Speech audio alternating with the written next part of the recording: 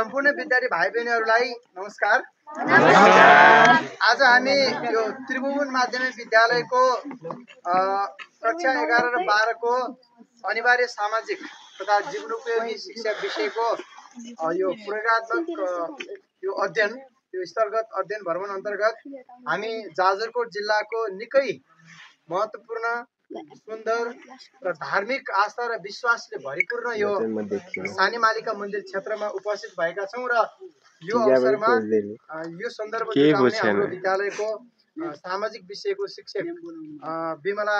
कार्की रोकाए म्याडमलाई हामी हार्दिक धन्यवाद दिन चाहन्छौं र यो स्थलगत भ्रमणमा सहभागी भइदिनु भएकोमा म कक्षा 11 र 12 का सबै प्रिय विद्यार्थी भाइ बहिनीहरूलाई हार्दिक धन्यवाद पनि दिन चाहन्छु र यो प्रकृतिले यति सुन्दर बनाएको यो मालिका क्षेत्र धार्मिक आस्था र विश्वासका हिसाबले निकै महत्त्वपूर्ण यो मालिका मन्दिरको क्षेत्र र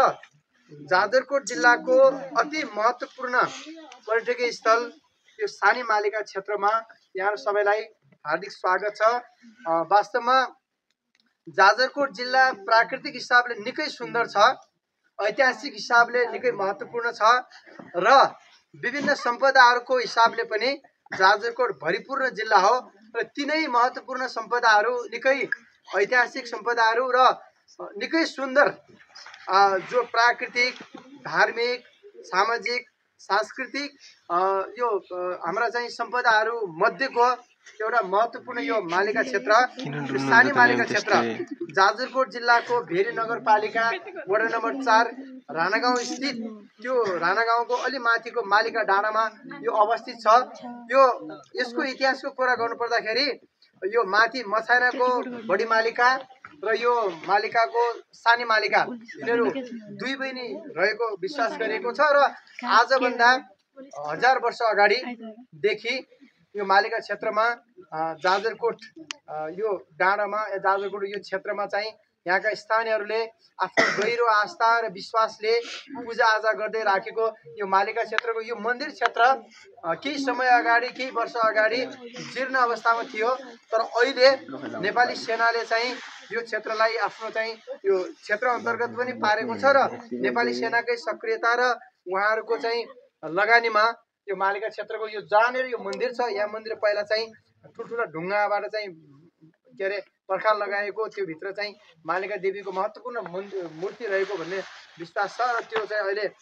रहेको पाइँदैन र अहिले सेनाले चाहिँ जो आफ्नो लगानीबाट आफ्नो मेहनतबाट आफ्नो चाहिँ सृजनाबाट यो क्षेत्रलाई जति सुन्दर बनाइदिएको छ यहाँबाट चाहिँ जुन प्रकारका सुन्दर दृश्यहरू देखिन्छन् जुन प्रकारको प्राकृतिक सुन्दरता यहाँ आउँदै गर्दाखेरि पनि मान्छेको मन त्यसै पुरङ्ग हुने आनन्दित हुने मान्छेको मनमा चाहिँ शान्ति आउने र मान्छेलाई चाहिँ हरेक प्रकारको तनावबाट मुक्ति दिलाउने यो मालिका क्षेत्र यो सानी मालिका क्षेत्र जाजरकोटको निकै महत्त्वपूर्ण पर्यटकीय क्षेत्र हो। जाजरकोटको एकदमै महत्त्वपूर्ण एउटा चाहिँ के अरे सम्पदा हो। यो सम्पदा संरक्षणको लागि अघि विद्यार्थी भाइ बहिनीहरूले पनि भन्नुभएको छ बाटोमा आउँदै गर्दाखेरि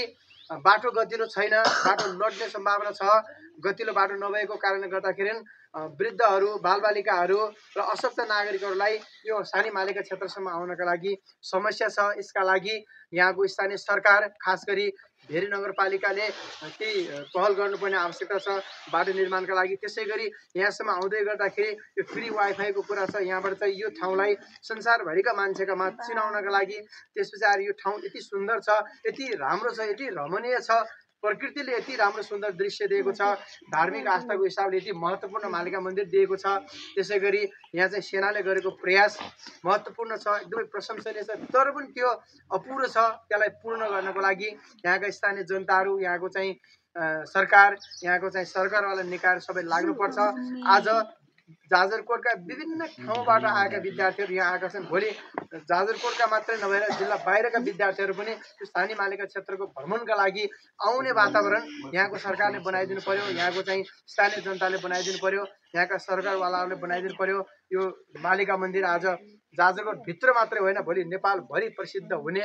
देश विदेशका पर्यटकहरू पनि यहाँ आएर चाहिँ एकचोटि मालिका मन्दिर हेरेर यहाँ आनन्दको महसुस गरेर आफ्नो धार्मिक आस्था विश्वासलाई चाहिँ प्रकट गरेर जाने वातावरण होस् भन्ने छ। र यो चाहिँ पहिला जीर्ण अवस्थामा रहेको मालिका मन्दिर अहिले चाहिँ राम्रो भएको छ। भोलि यो राम्रो भयो भनेपछि यसको फाइदा के हुनेवाला छ भने यहाँको चाहिँ स्थानीय जनताले भोलि चाहिँ रोजगारी पाउने, यो ठाउँ बाहिर चिनिने, त्यसपछि आएर चाहिँ बेरोजगारी समस्या बढिरहेको अवस्थामा चाहिँ यहाँ मन्दिरमा आउँदै गर्दाखेरि तपाईँ अहिले पनि देख्न चाहनुहुन्छ गोर्खामा जानुभयो भने, मनोकामना मन्दिरमा जानुभयो भने, पशुपतिनाथ मन्दिरमा जानुभयो भने, अन्य विभिन्न ठाउँमा जानुभयो भने त्यहाँका मान्छेहरूले फुलपाती बेचेर पनि मासिक रूपमा चाहिँ धेरै पैसा कमाइरहेका छन्, मान्छेले रोजगारी पाइरहेका छन्। त्यस्तै अवस्था बनाउनका लागि र यो मालिका मन्दिर क्षेत्रको प्रवर्धन गर्नको लागि, विकास विस्तार गर्नको लागि, यसलाई आकर्षक पर्यटकीय गन्तव्य बनाउनको लागि यहाँको सरकार, यहाँका स्थानीय जनताहरू, यहाँका जनप्रतिनिधिहरू र यो क्षेत्रलाई माया गर्ने र यो क्षेत्रसँग प्रत्यक्ष अप्रत्यक्ष रूपमा सरकार राख्ने सबैले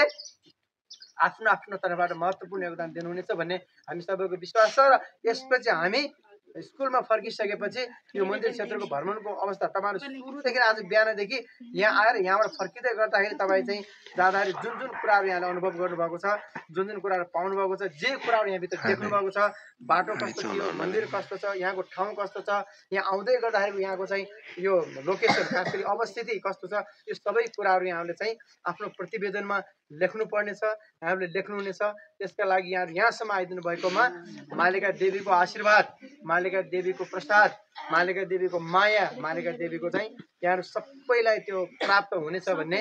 शुभेच्छाका साथ हाम्रो यो चाहिँ स्थलगत अध्ययन भ्रमण यही समाप्त भएको जानकारी गराउन चाहन्छु। धन्यवाद, नमस्कार, जय मालिका।